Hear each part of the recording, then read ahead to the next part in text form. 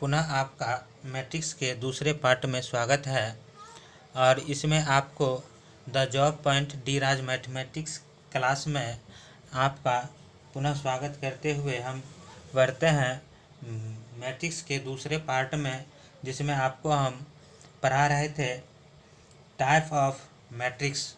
क्या पढ़ा रहे थे? Type of matrix.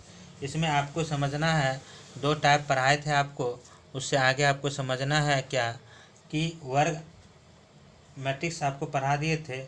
उसके बाद आप समझिए क्षैतिज आव्यूह, यानी कि क्षैतिज आव्यूह का मतलब हुआ कि जिसमें स्तंभ की संख्या ज़्यादा हो किससे? पंक्ति की संख्या से। कहने का अर्थ यह हुआ स्तंभ की संख्या कॉलम बड़ा ज़्यादा हो किससे? रो से। तो इसमें हम इसको क्षैतिज आव्यूह कहते हैं। जैसे कि आप समझ लीजिए, जैसे 1 2 3 4 5 6 7 8 यह एक क्षैतिज आव्यूह है। कहने का मतलब है, देखिए 1 कॉलम 2 कॉलम 3 कॉलम 4 कॉलम है और स्तंभ रो कितना है? रो 1 और 2, यानी कि 2 रो है और कॉलम 4 है, इसलिए इसको कहेंगे क्षैतिज आव्यूह। क्या कहेंगे? क्षैतिज आव्यूह।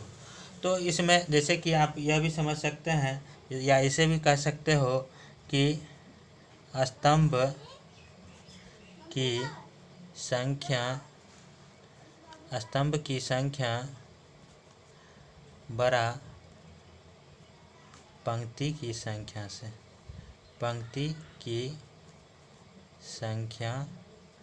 से। तो उसको हम क्या कहेंगे? क्षैतिज आव्यूह, यानी क्षैतिज मैट्रिक्स कहेंगे। चलिए ऐसे आगे दूसरा लेते हैं। तो इसमें आप देखिए, अब इसके बाद आता है ऊर्ध्वाधर यानी वर्टिकल। ऊर्ध्वाधर का इसके जस्ट विपरीत, यानी कि ऊर्ध्वाधर जो होता है धर आव्यूह,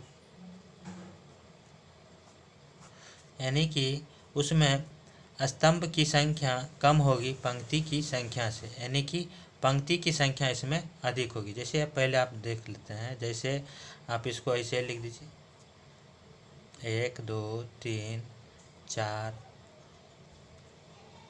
5 6 7 8। देखिए 1 पंक्ति 2 पंक्ति 3 पंक्ति 4 पंक्ति, यानी कि आप कह सकते हैं पंक्ति की संख्या बड़ा है स्तंभ की संख्या से। तो उसको हम क्या कहेंगे? ऊर्ध्वाधर आव्यूह। क्या कहेंगे? ऊर्ध्वाधर आव्यूह कहेंगे। तो इस तरह से हम दो बताए कि किसको कहते हैं क्या, ऊर्ध्वाधर आव्यूह और क्षैतिज आव्यूह।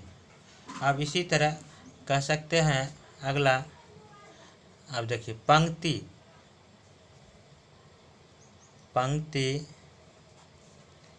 आव्यूह, पंक्ति आव्यूह, यानी कि कह सकते हैं आप जिस आव्यूह में रो हो, यानी कि रो हो। पंक्ति का कहने का मतलब है 1 2 3 4, यानी कि पंक्ति आव्यूह का मतलब हुआ जिसमें केवल एक पंक्ति हो, उसको हम क्या कहेंगे? पंक्ति आव्यूह। जिसमें एक पंक्ति होगा उसे क्या कहेंगे? एक पंक्ति होगा उसको हम पंक्ति आव्यूह कहेंगे। क्या कहेंगे? वैसा मैट्रिक्स, यानी कि वैसा आव्यूह जिसमें सिर्फ एक पंक्ति होगा, उसको हम कहेंगे पंक्ति आव्यूह। अब आगे चलिए, स्तंभ अवयव। आपको सिर्फ समझना है कि किसको क्या कहते हैं, यानी कि स्तंभ अवयव जो होता है उसको देख लीजिए। स्तंभ अवयव का मतलब हुआ जिसमें एक स्तंभ होगा, 1 2 3 4, तो उसको कहेंगे स्तंभ अवयव। यानी कि केवल एक कॉलम होगा, केवल एक रो होगा, उसको हम पंक्ति अवयव कहेंगे। और कॉलम एक होगा तो उसको स्तंभ अवयव कहेंगे। या हम आपको जैसे जैसे बताते हैं वैसे समझिए। परिभाषा उतना याद रखना नहीं है जितना कि आपको समझने की ज़रूरत है।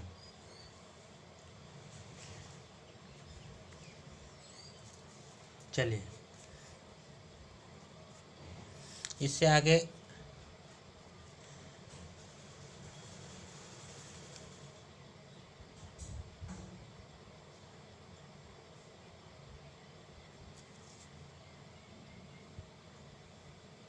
अब इससे आगे चलिए। शून्य अवयव। शून्य अवयव आपको समझना है। क्या समझना है? शून्य अवयव यानी कि वैसा मैट्रिक्स जिसमें एक भी अवयव नहीं हो, यानी कि कह सकते हो जिसमें शून्य अवयव हो, यानी अवयव शून्य हो, उसे क्या कहेंगे? शून्य अवयव। क्या कहेंगे? शून्य अवयव। जैसे कि मान लीजिए हम आपको ये एक अवयव है मैट्रिक्स, जिसमें आप यहाँ लिख सकते हैं 0 0 0 0 0 0। इसको हम क्या कहेंगे? शून्य अवयव। क्या कहेंगे? शून्य अवयव।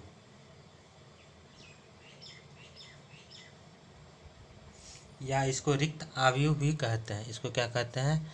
रिक्त अवयव भी आप बोल सकते हैं। रिक्त अवयव। रिक्त अवयव भी कह सकते हैं। चलिए अब आगे इससे देखते हैं तत्समक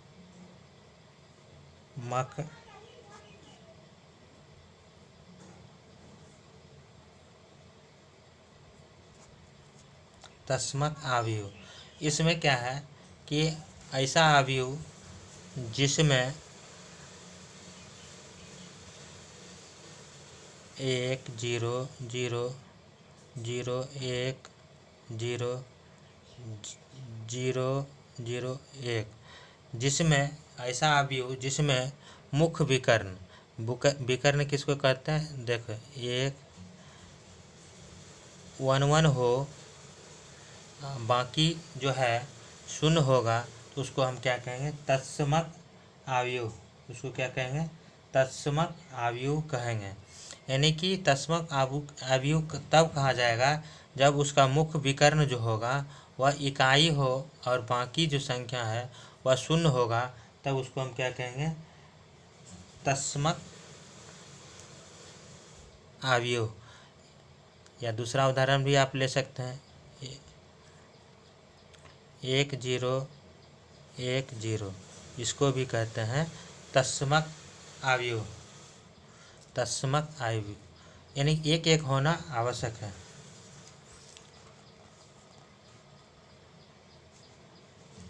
आगे देखिए विकर्ण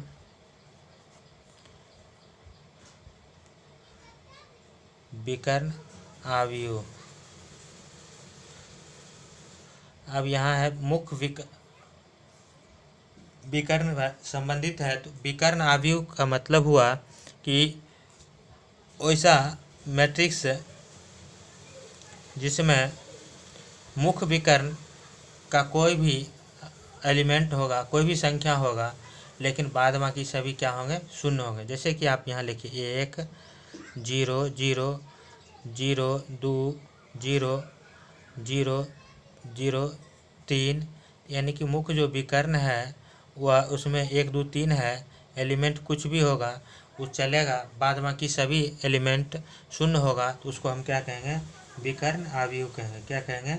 विकर्ण अवयव कहेंगे।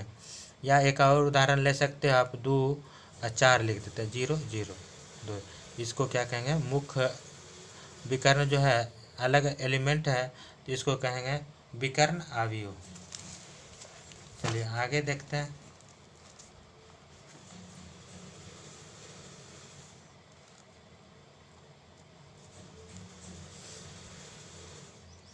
अब आगे एक है अदिश